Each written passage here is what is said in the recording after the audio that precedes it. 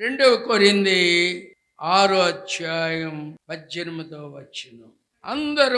అందరూ తీసుకోండి. 6 అధ్యాయం 18 14 నుంచి మనం చదువుకుందాం.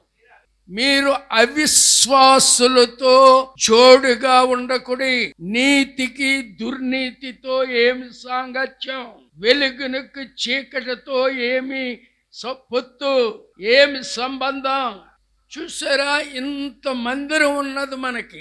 ఏ గోడకైనా ఒక ఫోటో తగిలించవచ్చు, ఏ గోడకైనా యేసు ప్రభు తాలూకా ఫోటో తీసి పెట్టొచ్చు. కానీ ఎందుకు మనం పెట్టలేదంటే, దేవుడు అలాగుంటాడని మనం రుజువు చేయలేము. ఆ పోలికలో ఉంటాడని మనం రుజువు చేయలేము. రెండో విషయం ఏంటంటే, మీ యొక్క మందిరంలో కూడా ఫోటోలు పెట్టుకుంటున్నారు కదండి, విగ్రహాలు పెట్టుకుంటున్నారు కదండి అని విమర్శకు లోనవుతాం. అందుగురించే నా మందిరము అనేకులకు ప్రార్థనా మందిరం. ప్రార్థనే. ఇందులోకి వచ్చిన వారు ఏం చేయాలి? మోకరించి ప్రార్థన చేసుకోవడమే. కానీ నా వాక్యం చెప్తుంది, నా బైబిల్ చెప్తుంది ఏంటంటే, దేవుడు ఆత్మ గనుక తను ఆరాధించువారు ఆత్మతోనూ సత్యముతోనూ ఆరాధించాలి, అట్టివారు కావాలి, ఆ దినము వచ్చే ఉన్నదని చెప్పాడు. హల్లెలూయా. గమనించండి, దేవుడు ఆత్మ. ఇందాకే చెప్పాను నేను, కలుగునుగాక కలుగునుగాక కలుగునుగాక, సమస్తమును కలుగునుగాక అని చెప్పి లాస్ట్ అన్నాడు, కలిగినవన్నీ చాలా మంచివి. ఏమన్నాడండి? మంచిది. మన దేవుడు మంచి పనులు చేసే దేవుడే కానీ చెడ్డ పనులు చేసే దేవుడు కాదు. ఒకవేళ ఎవరైనా మిమ్మల్ని విమర్శిస్తే, ఎవరైనా మిమ్మల్ని తోలనాడితే, దానికి మీరేమి కూడా రెస్పాన్స్ అవ్వకుండా నవ్వుకొని వెళ్ళిపోండి ఇంటికి. ఒకసారి దేవుని స్తోత్రం చెల్లించుకుందాం. హల్లెలూయా. అవిశ్వాసులతో విజ్జోడుగా ఉండొద్దు, కలిసిపోవద్దు వారితో. నీ విశ్వాసవి అని యేసయ్య ఎవరంటే, విశ్వాసమునకు కర్త, దాన్ని కొనసాగించిన యేసయ్య. విశ్వాసం కావాలంటే యేసయ్య దగ్గరే దొరుకుతుంది తప్ప ఇంకెవ్వరి దగ్గర దొరకదు. గనుక మీ జీవితంలో కలండి, మెసలండి, అక్క, బావ, అన్న, వదిన అనుకొని తిరగండి, కానీ వారి కార్యాల్లో మిళితమైపోకండి. అవిశ్వాసులతో విజ్జోడుగా ఉండొద్దు. నీతికి దుర్నీతితో, నువ్వు నీతిమంతురాలివి, నువ్వు నీతిమంతుడివి, యేసు రక్తములో నిన్ను దేవుడు కొన్నాడు, ఆ నీతిమంతుడిగా చేశాడు. మామూలుగా కొనలేదు నిన్ను. మనము అనీతిమంతులకు బానిసలము కాదు, మనము నీతికి దాసులమై ఉన్నాము, నీతికి హక్కుదారులమై ఉన్నాం, నీతికి మనం సమర్పణ చేసుకున్నాం. గనుక నీతికి దుర్నీతి. 5 అధ్యాయం 17 మొదటి యోహాను పత్రిక. సకల దుర్నీతియు పాపం, మరణ కారణము కాని పాపము. సమస్త దుర్నీతి కూడా పాపమే. నరకానికి తీసుకెళ్లి పాపం ఒకటి ఉంది, అగ్నిగుండానికి తీసుకెళ్లిపోయే పాపం ఒకటి ఉంది. నీతికి దుర్నీతికి సంబంధం లేదు. నువ్వు నీతిమంతుడివి. ఒకసారి మనం ఆలోచించండి. పిలాతు భార్యకి రాత్రి దర్శనం వచ్చింది. అయ్యా, ఆ నీతిమంతుడు నాకు దర్శనం ఇచ్చాడు, ఆయన జోలికి నువ్వు వెళ్ళొద్దు అన్నది భర్తతో చెప్పింది, పిలాతుతో చెప్పింది. రాత్రి నాకు ఆ నీతిమంతుడు దేనికి వచ్చాడు? నాకు దర్శనం వచ్చి కలిగింది. దర్శనం చూశాను, నేను ఆ ప్రభుని చూశాను. అందుకొరకై నీవు అతని జోలికి, ఎవరైనా యేసయ్య నీతిమంతుడు అది చెప్తే కొంతమందికి ఒళ్ళంతా ఏమైకుతో తెలిసినా చీమల బాకిరినట్టుకుంటాయి. వీళ్ళ దేవుడే గొప్పట, వీళ్ళ దేవుడే నీతిమంతుడట, వీళ్ళ దేవుడే మంచోడట, మన దేవుడు మంచోడు కాదని నేను ఎవరన్నాడా? మన దేవుడు ఎవరంటే నీతిమంతుడు. హల్లెలూయా. 6:17 రోమా పత్రిక. మీరు పాపమునకు దోషులై ఉంటిరి, ఏ ఉపదేశ క్రమమునకు పాపము నుండి విమోచింపబడి లోరి ఏ పాప మెరుగని యో పావనమూర్తి పాప విమోచకుండా నా పాలి దైవమా నా పాపముల కొర కీపాట్లు నొందినావా నా పాపం దైవమా నా పాపముల కొర కీపాట్లి నొందినావా చెడుగు యూదులు నిన్ను పడరాని పాట్లకు చుడువడి నడచినావా కడకు కల్వరిగిరి కడకేగి సిల్వను గ్రక్కునాదించినావా కడకు కల్వరిగిరి కడకేరి సిల్వను గ్రక్కునాదించినారా ఏ పాప మెరుగని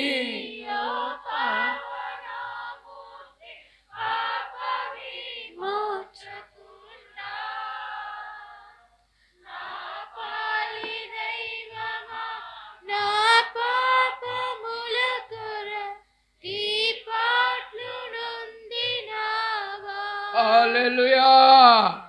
సకల దుర్నీతియు పాపం అయితే మరణ 18వ వచనం దేవుని మూలముగా ఎవడును పాపము చేయడని ఎరుగుదుము.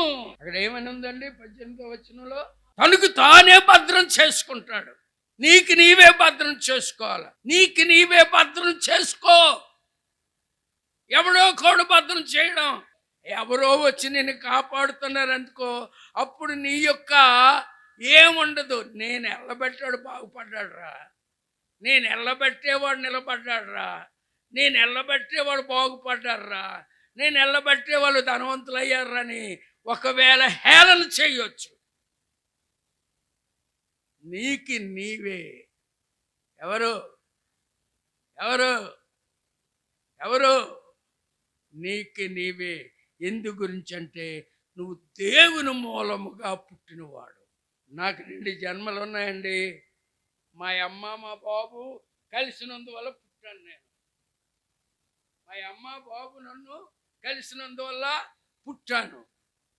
రెండోది జన్మ ఏంటంటే మారు మనసు పొందాను, జీవితం మార్చుకున్నాను, బాప్తిసం పొందాను. ఇది రెండో జన్మ. ఇప్పుడు నేనేం చేయాలా చెప్పండి? నాకు నేనే భద్రం చేసుకోవాలి. హల్లెలూయా. దేవుని బిడ్డలారా గమనించండి. కారణం ఏంటంటే అక్కడ అంటున్నాడు, ఏమంటాడు? దేవుని మూలముగా పుట్టినవాడు తన్ను భద్రం చేసుకున్న గనక టచ్ చేయలేడు, నిన్నులా టచ్ చేయలేడు. ఏమన్నాడు తెలుసునా? దేవా యేసయ్యా యేసయ్యా యోబు టచ్ చేయాలనుకుంటున్నాను, కానీ యోబు చుట్టూ నువ్వేమేసావు? నువ్వు కంచి వేసావు, భద్రత ఇచ్చావు. ఆయన చుట్టూ కూడా నీవు కోట గుమ్మలాగా కోట కట్టావు. అందు గురించే నా యేసయ్య ప్రతి మాటలో ఆయనే నా కోట, ఆయనే నా కొండ, ఆయనే నా శైలం, ఆయనే నా ఆశ్రయం దుర్గం. మనలో ముట్టినోడు ఎవడంటే దేవుని యొక్క చిత్తం కావాలి.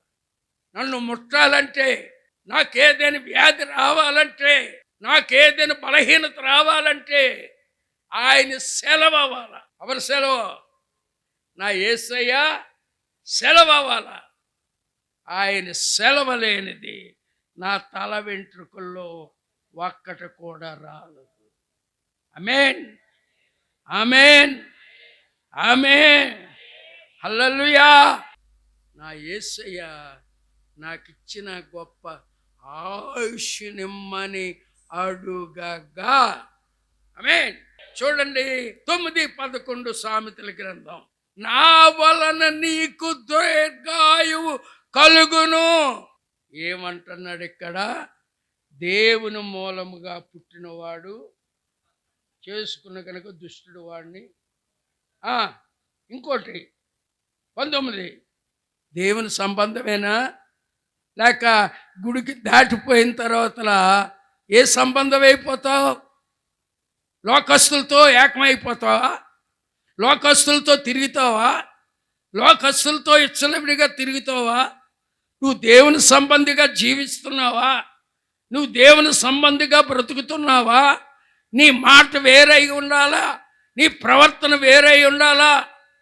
ఇక్కడ ఉన్నది నేను చెప్తున్నాను. దేవుని స్తోత్రం. ఏమని? మనము జీవము గల దేవుని ఆలయమై ఉన్నాము, అందుకు దేవుడు ఇలాగూ సెలవిచ్చుచున్నాడు. ఏమని? నేను వారిలో వారి దేవుణ్ణి ఉందును. ఎలాగుండమన్నాడమ్మా? ప్రత్యేకత, ప్రత్యేకత, ప్రత్యేకత. నీ హోదా వద్దు, నీకేమైనా డబ్బు లేకపోయినా చింతొద్దు, నీ రాబడి తక్కువైనా చింతొద్దు. నిన్ను పిలిచినవాడు నమ్మదగిన దేవుడు. కొండ మీద గొర్రెలు కాసిన ఆ యొక్క దావీదుకు సమయం వచ్చింది. దేవుడు అంటున్నాడు, ఇంకెవరు లేరా? సమూయేలు అంటున్నాడు, ఎస్సీ గారు ఇంకెవరు లేరా? ఉన్నాడండి ఒకడు, ఆయనకి నీరసే. వెంటనే ఆ గొర్రెలను ఇంకొకరికి అప్పచెప్పి వస్తుండగా నా యేసయ్య అంటున్నాడు, నా ప్రభు అంటున్నాడు, నేను కోరుకున్న వాడు ఇతడే, నిన్ను రక్షించిన వాడు ఇతడే. నువ్వు దేవునికి దొరికావంటే నువ్వెంతో ధన్యురాలివి, నువ్వెంతో ధన్యుడు. దేవుని స్తోత్రం. లోకంలో ఎంతోమంది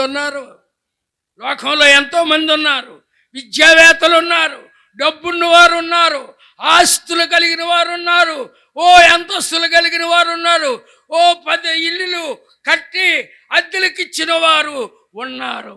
వారి కంటే క్రీస్తును కలిగిన నీవు ధన్యుడు. యేసయ్య మనలను ప్రత్యేకపరుచుకున్నాడు. చీకటిలో నుండి ఆ వెలుగులోనికి ఏం చేశాడు? మనల్ని ప్రత్యేకించాడు. దేవుని స్తోత్రం. నువ్వు ఒక్కసారి ఆలోచించు. యాకోబు యబ్బోకు రేవు దగ్గర ఎంతమంది మిగిలిపోయారు చెప్పండి? ఒక్కడే. ఒకవేళ నీ ఇంట్లో కూడా ఒక్కదానివే ఉండొచ్చు. రక్షణ పొందిన దాని ఒక్కదానివే ఉండొచ్చు. రక్షణ పొందినవాడు ఒక్కడవే ఉండొచ్చు. నీవే యాకోబులాగా పోరాడు.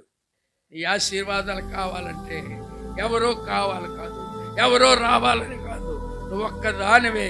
క్రీస్తు రక్తములో కడగబడిన బిడ్డవు గనుక దేవునితో పోరాడు, దేవునితో ప్రార్థించే, దేవునితో లింక్ పెట్టుకో. దేవుడు నీవు కలిసి ప్రార్థన చేసుకో. ప్రార్థన వినే దేవుడు. దేవుని స్తోత్రం. అందరూ కూడా మోకరించండి, ప్రార్థన చేసుకుందాం. దేవుని సన్నిధిలో అందరూ కూడా మోకరించండి. దేవుని పాదాల దగ్గర, దేవుని సన్నిధిలో మనము ఒక్కసారి ప్రత్యేకమైన జనమని ఎవ్వరు మానకూడదు. ప్రత్యేకమైన జనాంగం. నీతికి దుర్నీతికి పొత్తు లేదు, అవిశ్వాసకి విశ్వాసకి పాలు లేదు.